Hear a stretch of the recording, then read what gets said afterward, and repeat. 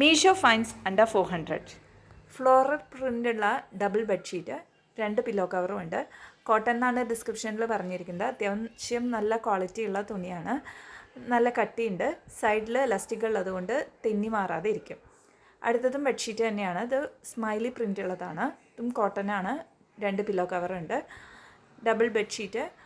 ഇതിൽ സ്മൈലിയുടെ different faces ആണ്.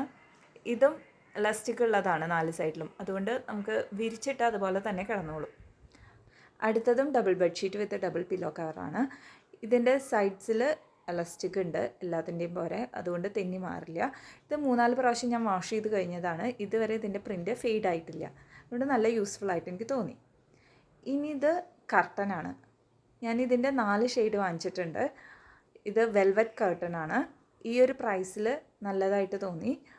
നമുക്കിത് വാങ്ങുമ്പോൾ 5 ഫീറ്റ്, 7 ഫീറ്റ്, 9 ഫീറ്റ് അങ്ങനെ 3 ഓപ്ഷൻ ഉണ്ട്. ഏത് വേണമെങ്കിൽ ചൂസ് ചെയ്ത് വാങ്ങാം.